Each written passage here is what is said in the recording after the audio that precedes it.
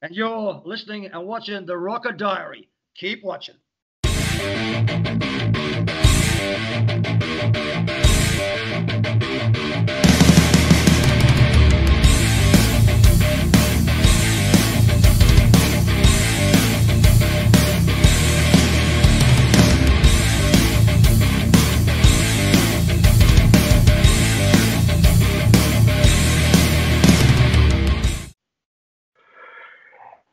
And welcome to the show. This is Jamie, your host from Adelaide, Australia, from the Rocket Diary. Unfortunately, my co-host Damien Maynard cannot be with us due to time restraints and work commitments, but we have got one of, if not one of the most underrated frontmans of Australia, but he's no longer in Australia, living in Mexico, and many people know him being the original lead singer of AC/DC, but also he's done some other projects called Rabbit, and he's just got a brand new album. It's number 3 on the independent Australian charts here. It was number 1 for a long time for 2020. We're talking to the badass boy, Dave Evans. Good day, Dave. How are you going? I'm going well, Jamie, and nice to be here with you. Yes, and man, it's just an awesome pleasure just going through my history of music, of who I am. I'm a fan foremost, but man, just to hear the stories of the Australian music and going forward, I truly believe a lot of Australian music do not get the recognition they truly deserve. And I've been outspoken on this for so long. There's been many bands that have formed here in Australia do not get any radio recognition or any type of recognition, so to speak. So they move overseas and they get a huge response, like Airborne, for all instance. And there's another band called Heaven that's gone overseas. You also have gone overseas too. Just want to touch on that. Do you have a sour taste in your mouth with the way the Australian music has been treated to certain genres of music because they don't get the recognition they deserve? Yeah, well, the Australian mainstream music industry, they've got their favourites, and they have stuck with the same old faces all the time. I'm not going to mention these people, but they stick with it with the same. It's like a mates club in Australia, and but it's a double-edged sword because Jamie, around about 2000 or so, I realised that I was going to be completely ignored in Australia. They want to elevate Bon Scott and to pretend I don't exist because they love Bond so much that they don't want to see me out there taking any limelight from him. So that's what happened. But it was a double-edged sword because it's like, okay, if that's the way you want it, I'm going overseas. And I take my talent with me, which I did in about 2000. And it's been amazing. It's been fantastic. It's been incredible. And, of course, I've got that many albums now and I've toured the whole world and as a main headliner all over the world to fantastic acclaim. And so really Australia, which is only a very small place, as you know, it's only 25 million or something, by the mainstream media being like that and some of the fans, they did me a great favour because I was born in Wales, grew up in Australia, so I'm a Welshman, and you can't beat the Welsh, and the Australians didn't realise that. So I just packed up and went overseas, and now at the moment I'm living in Mexico. I lived in Texas for a long time, and in England for a while as well. But at the moment I'm in Mexico, having an amazing time here. I'm about to record some new material as well. So yeah, and other bands have done the same thing. Other bands have done the same thing as well.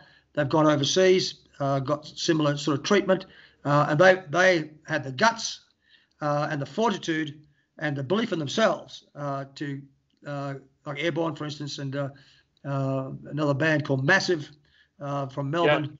Yeah. They just went, and they're doing really great overseas. They don't need Australia, of course not. The whole world's there. The world is a massive place, and if you're endorsed and loved around the world, Australia, as I said, did you a favour. But unfortunately, it's sad as well at the same time. when you were playing with AC/DC at the start, playing a lot of club gigs, you guys were starting to gel, and you had some lineup changes. You had about three Yeah. to Yeah. four different lineup Yeah. changes Mhm. before you left. But going forward to now, looking back at the history, if a band wants to start out now, I know there's other problems with COVID. We're not going to talk about COVID, but with live music in general, where did you see the problem lies with live music? Because the two fronts there, when the Pokies came in, it almost killed the live music. But secondly, when they started to build the high rises next to the live venues that's been there for years, they had more power and control to say, no, we don't want noise pollution. So how do you see when you were back here in Australia, the live performance and entertainment? Do you see it flourishing? Because if a new band starts today, they're not going to get the same No. treatment and royalties like you guys did when you first started. But it's not only that. Way back in the 60s and 70s and 80s, the Australian radio played a lot of Australian content, heaps of it. It was amazing, and there's so many great acts during this period. But yeah, the charts, if you look at any of the old charts in the top 10, you'll see 3 to 4 Australians in the top charts any time. I mean, I was looking at some charts just the other day, sort of came up, and I checked them out, and there's about 4 or 5, 4 at least, might be more, in the top 10. So they were playing Australian music, and of course, as we know, it was competitive against anything in the world. 2 of the biggest bands the world's ever seen comes from Australia. AC/DC and the Bee Gees, 2 of the biggest bands that ever were, and so there's so much talent. But now, everything's become the one world order situation, and you've got to play what they're told. It's the same old everywhere. It's very difficult, and it's very sad to get in, get your any record signed by a decent label, because they've got their favourites, and it's got to be independent radio now, and that's fantastic. And I love all the independent radio people all around the world who play not just my music, but all the other bands as well. So yeah, it's very, very, very difficult. I'd hate to be starting off in music, rock music, right now. I just feel sorry for all the talented musicians and singers and songwriters out there. Don't have the venues like we had, masses of venues, and support from radio, magazines. We had all the support, so it's very frustrating for you guys to do anything really, but they're going to do it anyway because it's in their blood. But as I say, it's just so difficult. Before we get into your concerts coming up and also your music, and we've got some great other stories I want to bring up too. Let's go back into history of time. When you first started out with AC/DC, you played in all these old clubs and maybe movie cinemas. I know the one down at Quinoa. Wasn't that like an old movie cinema where you played and to film Can I Sit Next to You Girl? Because I'm not this. I like going back to the old places like where Albert Studios used to be. But when you recorded that album, that single, and also Rap, that wasn't, Rap you did record in Albert, but when Can I Sit Next to You Girl, that wasn't Albert Studios at the time in King Street and King Cross. Yeah, that was in the city actually. It was EMI Studios. But they had to rent it to record us, and also Stevie Wright's album was done. Hard Road, that was done there as well. So they didn't have a studio when we first started, but then they built one in King Street. And as I said, actually later on when I was with Rabbit, we recorded one of our albums in the studio, the Albert Studios in King Street.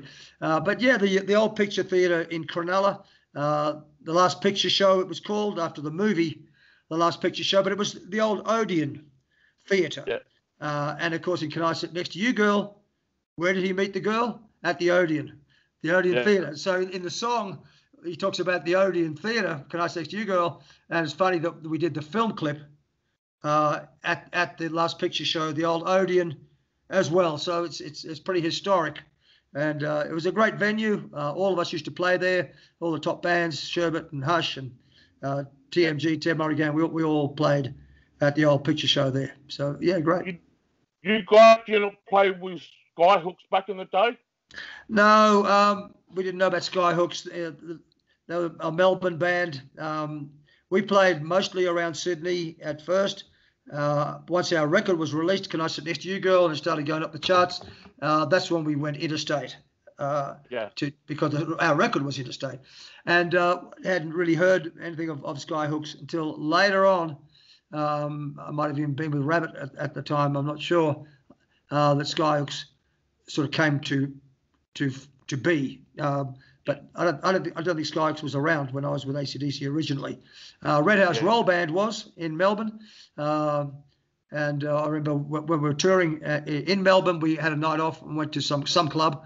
And John Dallimore was there playing guitar with the Red House Roll Band. And first time I'd ever heard of them, and they were great.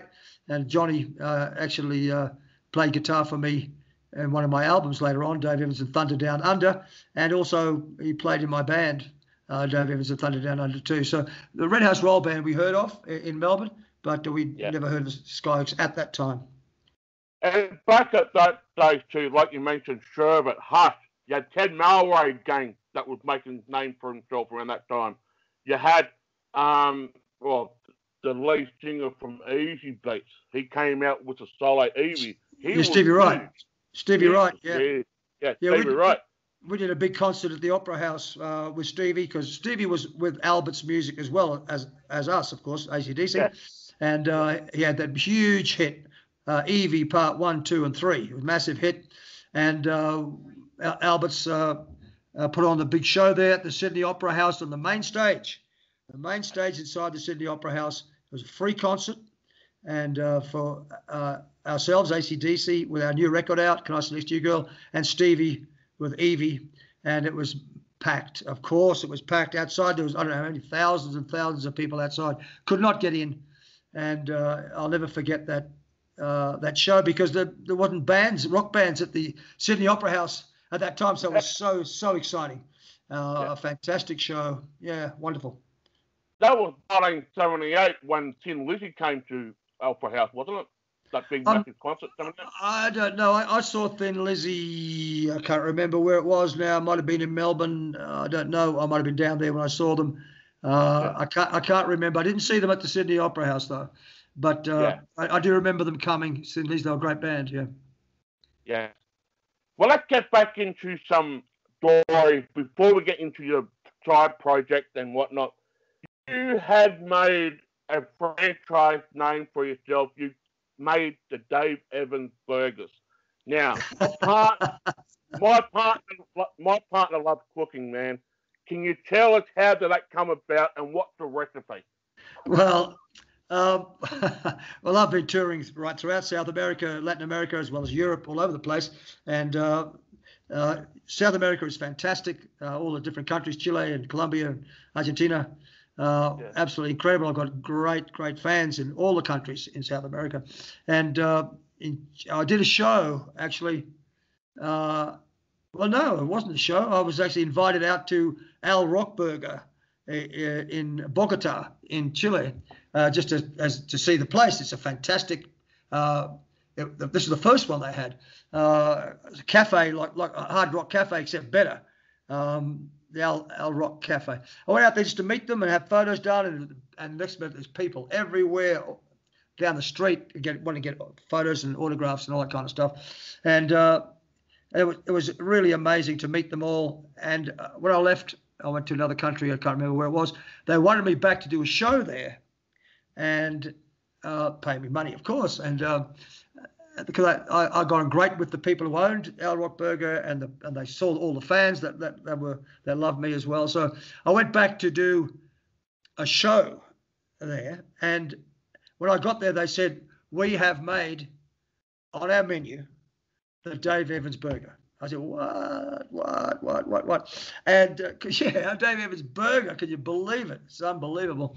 I've got a Dave Evans beer in Brazil, but that was pretty amazing. It still is amazing, Dave Evans beer in Brazil. But this was a burger. And so before the show, there at El Rock Burger in Bogota, they put the apron on me and stuff, and they took me into the kitchen. And they said, you're going to make it too. You're going to make the first couple as well. And they had the cameras going and all that sort of stuff. And all the cooks were there. And they showed me how to put the buns down. And the buns were special buns. They're imported from Mexico. It's like these people really went all out to get the best burgers. And so I put the buns down, and they had pork and also beef too. So it's pork and beef on top of each other with melted cheese, and you've got a special pickle, of course, a special pickle, Dave Evans pickle, and also some lettuce and that kind of stuff. So it was, and I had to make it and flame throw it. It was just amazing, the Dave Evans burger, and of course I had one. I might have had two. I don't remember now, but it's really great. They've got commercials, of course, and now they've got billboards all over Colombia. In the different cities, not just Bogota, huge billboards, Dave Evans with me with my muscles flexing and all that kind of stuff, Dave Evans' baddest burger. So yeah, it's been really incredible and a great honor, of course, to have a burger at least named after me and be plastered all over Colombia, billboards and on TV and all that kind of stuff. So it was just one of those things. It just happened. It was a complete surprise to me as well. So. It must be hugely flattering as well, and an honour just to see your name being plastered all over the billboard, rather than getting all the shit that you've been copping over the years because of AC/DC diehard fans and that. In Australia, yeah. Excuse me. But there's another thing about you too. When you were up in Texas, you managed to be an honorary in the police force. Tell the fans how did that come about, because that must be a huge honor. That was another, even probably more incredible, just as incredible. I was based in Texas for quite a number of years, 10 years, in a place called Gun Barrel City, believe it or not, just outside of Dallas, Texas. Yeah. And I used to. I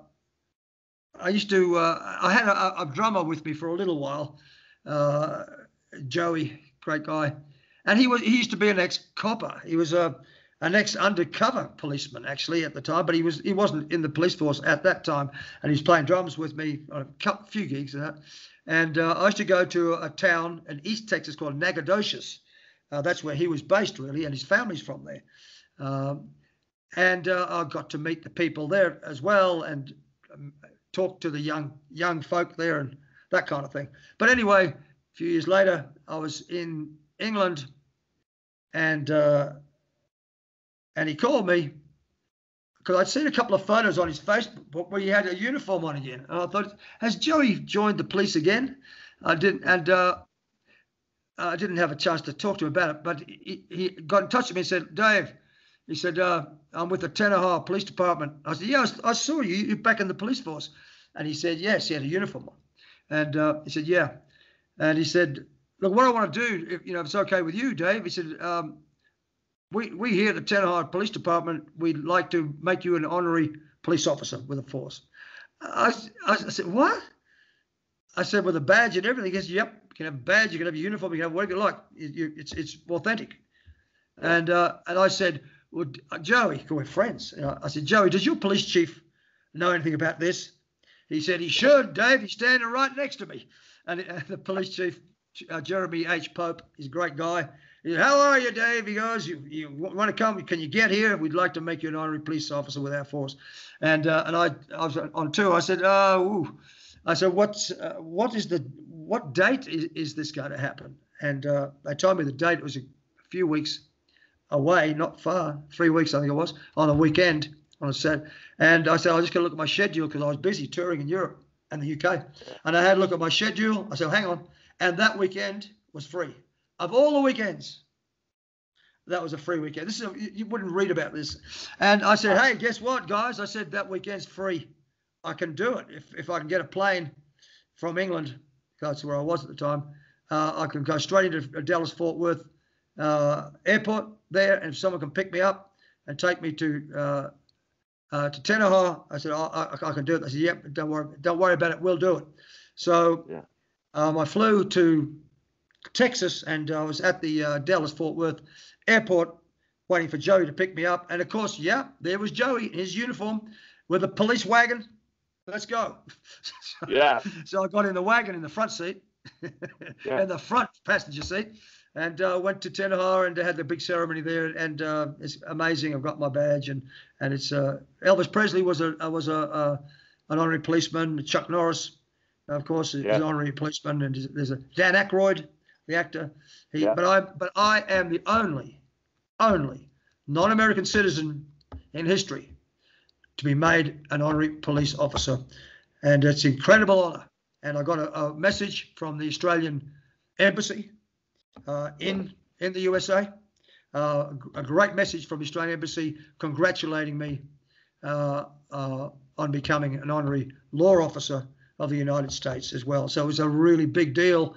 And of course, I still got my badge, and I'm still an honorary police officer. And I'm on the wall with all the other officers' names inside the police station there, police department. They got all. And my name is there, Dave Evans, honorary police officer. Yeah. Not only are you a non-citizen, the first non-citizen, but perhaps the first Australian rocker to be an honorary police officer in the United States of America. Yeah, absolutely. The very first and only. It's an amazing honor. I don't take it lightly. It's really fantastic. So I've got the burger. I'm a police officer with the Tenaha Police Department, and I got the Dave Evans beer in Brazil, which is a really good beer as well. So that the Klein Brewery there made a Dave Evans beer, and which is amazing. And I've been there to the brewery. And I did a concert. I did a concert inside the brewery, and of course I had the Dave Evans beer, which is an amazing beer, full-bodied hops. You can taste it. It's just really great. So I've been honoured in so many ways around the world. So as I say, Australia did me a favour by making me leave, I guess, and the rest of the world's embraced me wonderfully well. So shame on Australia. Looks like in hindsight that you've been reinvented yourself, especially with the music side of things, but in a personal thing too, with all these accolades that you've been given, and you haven't asked for it, it's been given to you. Yeah, I know, amazing.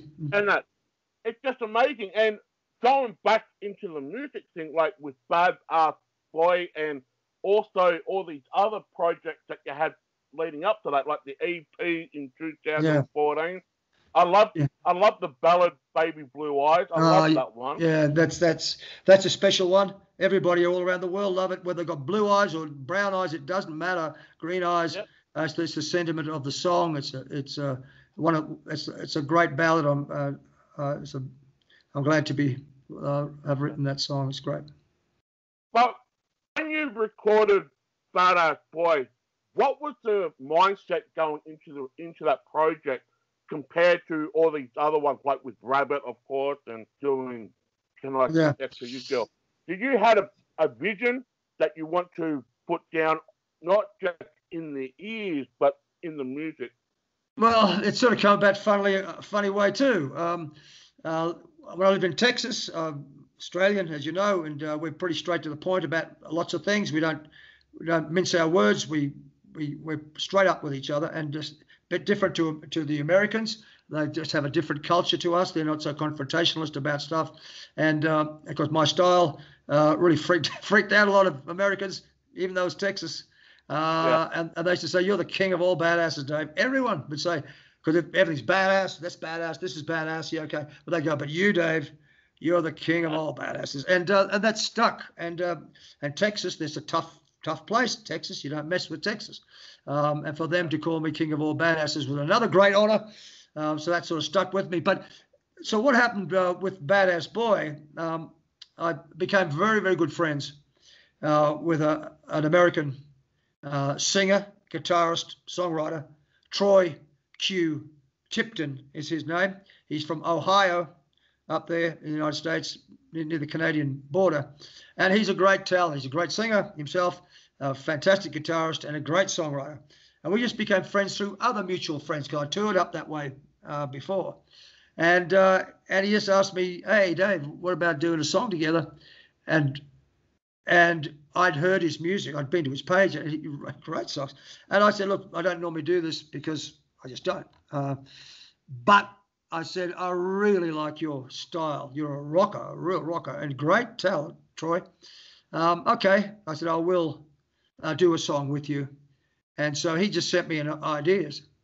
And in the chorus, he was talking about bad boy sort of thing. And I said, hey, I like the sentiment of the song. I've got to write the lyrics with him and as well. So I said, but look, instead of bad boy, that's everywhere. I'm bad. I said, badass boy.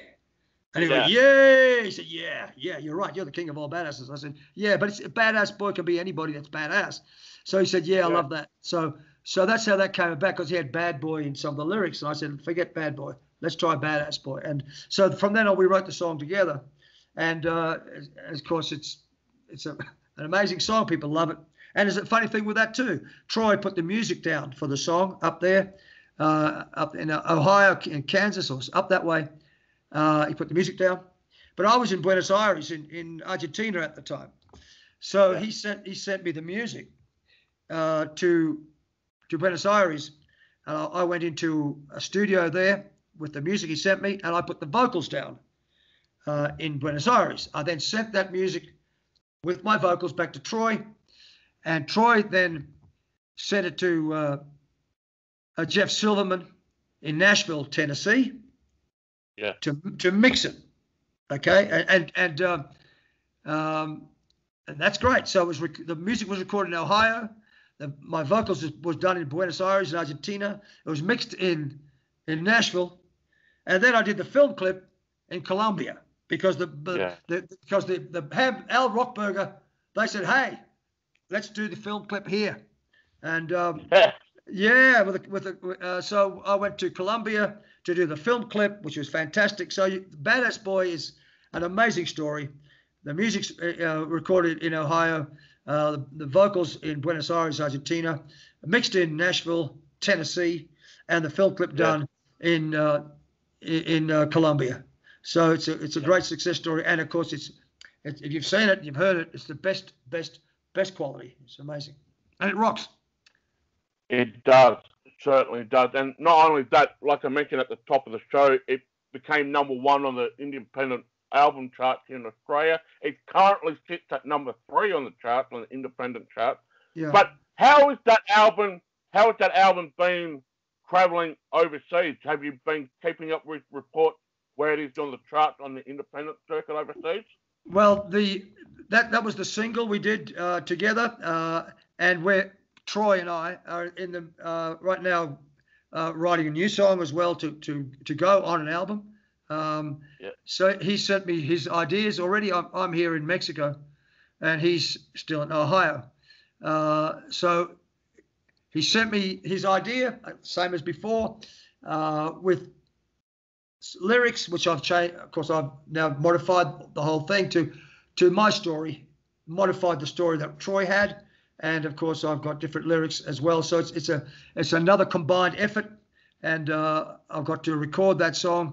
It's called "You Really Knock Me Out." That's the song title that we both settled on.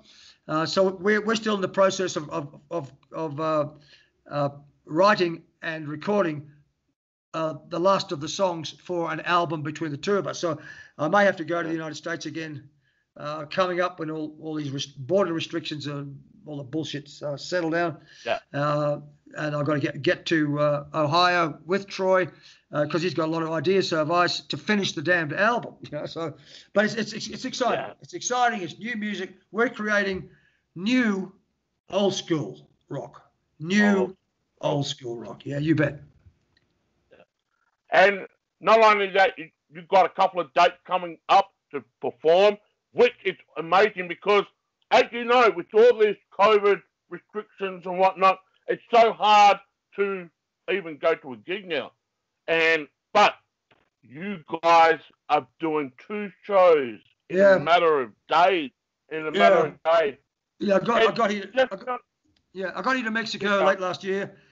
I did shows here in Mexico and television shows, that kind of thing. There's been a break over Christmas and New Year's, and now there are parts of Mexico that's open. That's the reason why I came to Mexico, because Mexico City was open for me to travel to, and there were shows in Mexico with my great friends here.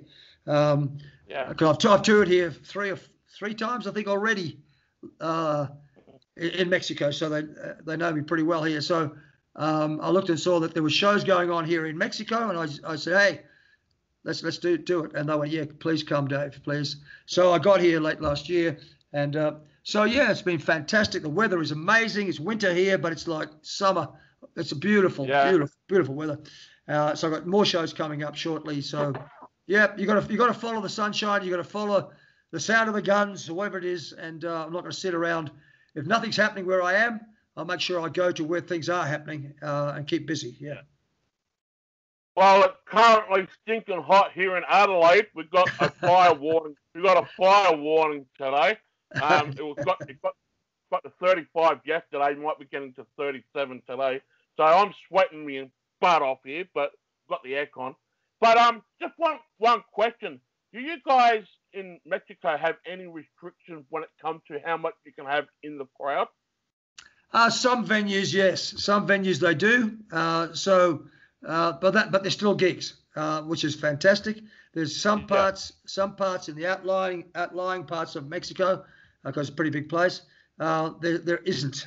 So we have to mix and match, and that's the job of the booker, my agent here, so that whatever shows we can do, we'll do the small ones, we'll do the bigger ones. Yeah. I said I don't care. We need activity, and we've got to take our music to the people.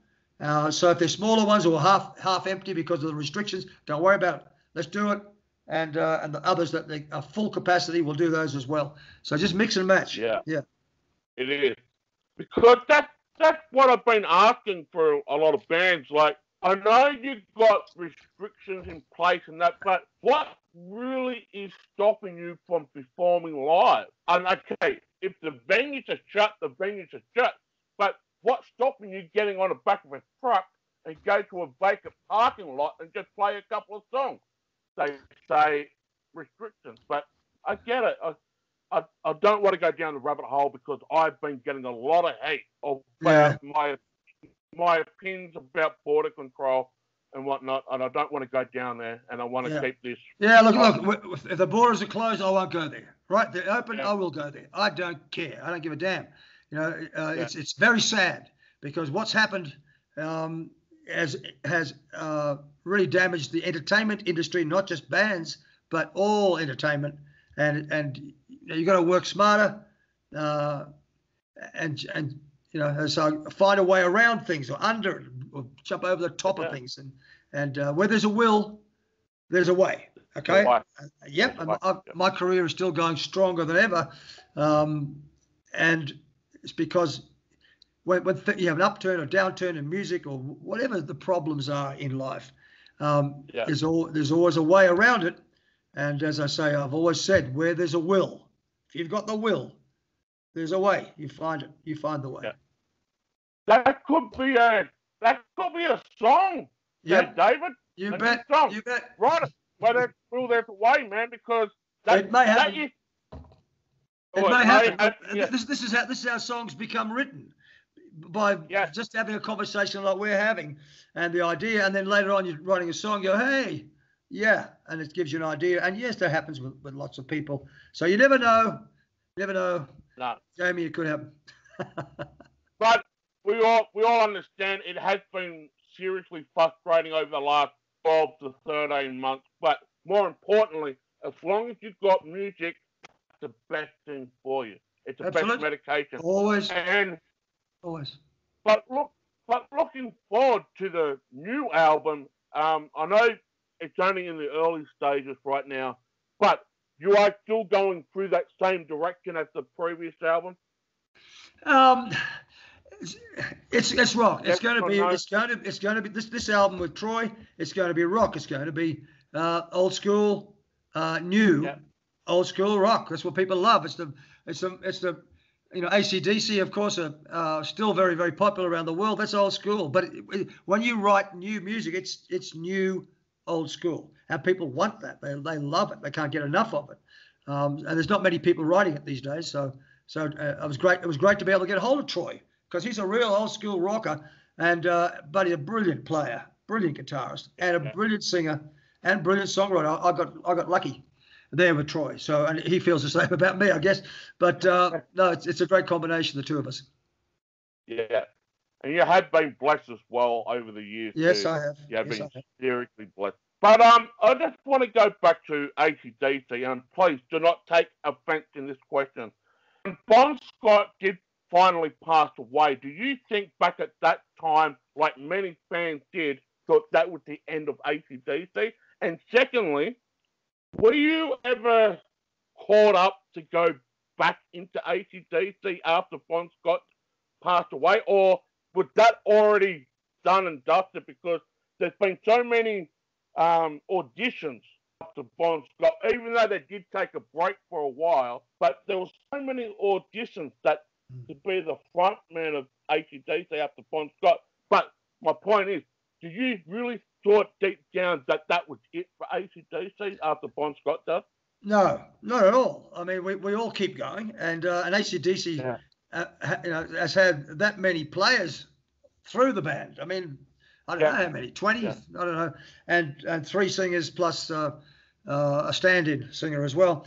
No, not at all. We were always ambitious when we first started. We always wanted to be the best in the world, all of us. Yeah. And after me, Bon Scott got his chance. He did great with the band. And when he died, I just thought, I wonder who they're going to get. I never thought, not myself, because that's water under the bridge, and I won't go into different reasons. And I was busy with bands as well at the time, and doing my own music and recording. I was just wondering who it would be, and I'd heard of Geordie, just the name Geordie. I'd never heard of Brian or anything like that. And the next minute, Brian popped up, and of course the Back in Black album came out, which was a massive album around the world, and they were off and running with Brian. But if Brian had quit or whatever, they would have got another singer and another singer. Like we've got different bass players, different drummers. The talent really, the drive was always Malcolm Young. Malcolm, I remember Malcolm when I first met him. He was such a driving force, just a tiny little guy, just a little touch over 5 foot tall. But boy, he had a big heart and a big personality. And he was tough too. Malcolm was very tough. And he no matter what, he was AC/DC through and through. And of course, once he passed away, which is very sad, AC/DC, of course, will never ever be the same without Malcolm. Can never be. No, that's true. And not only that, my personal opinion, Malcolm Young was a very underrated guitar player. And what many people don't understand, that he used to play lead on a couple of songs. He played as much lead as Angus. He was the older brother, and he was a great guitarist, and a lot more bluesier feel, Malcolm. And when we first started, they shared the lead 50-50.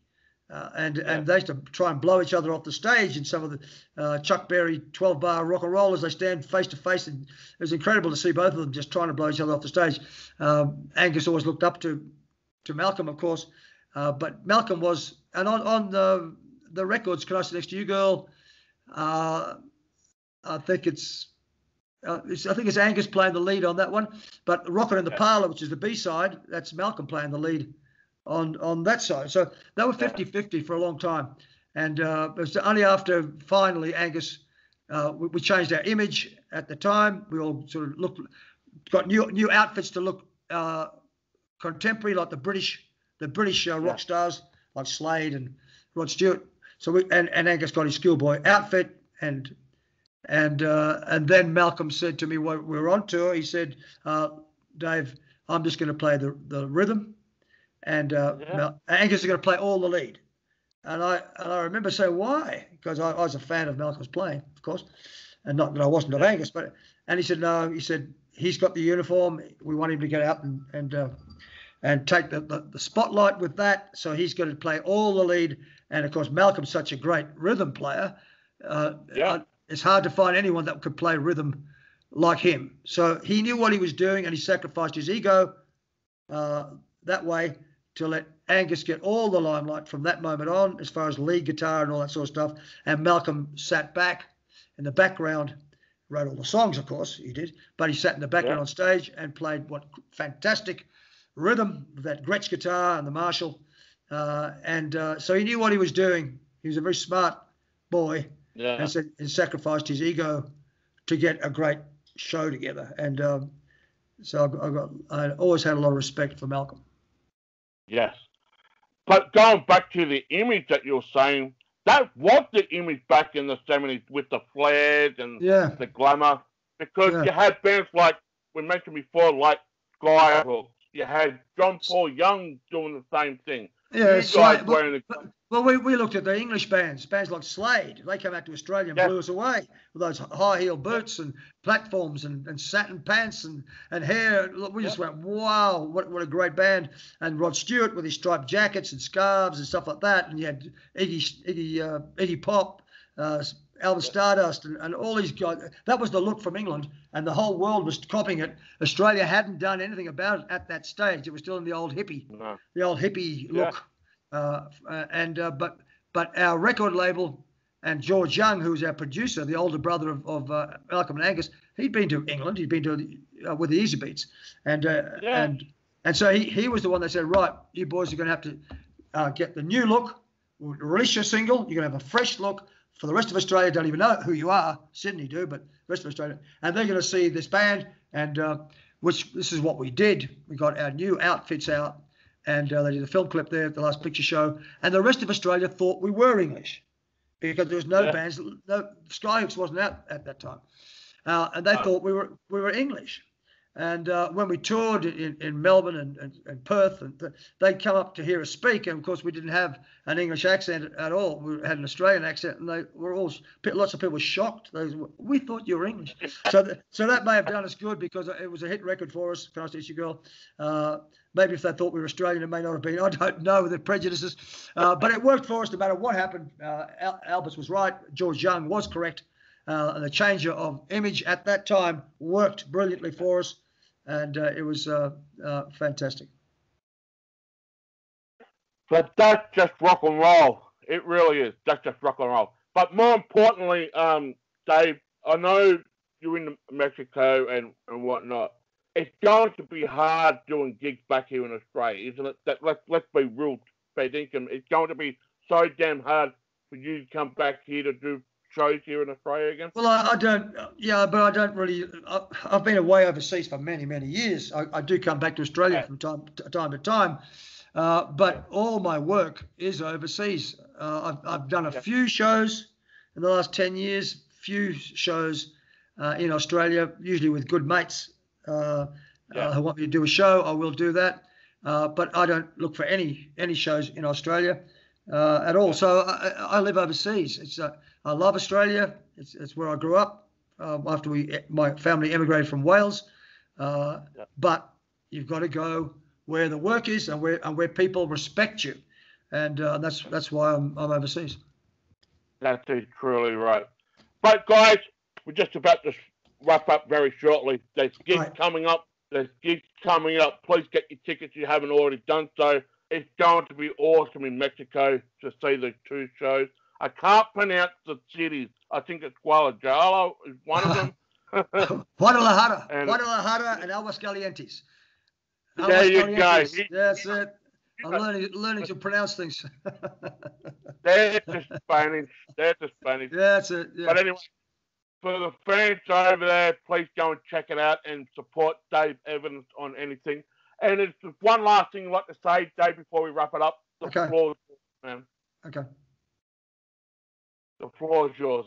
There's one last thing you'd like to Look, just everybody keep rocking, keep the faith, and there'll always be rock. Long live rock, and all the cliches, etc., etc.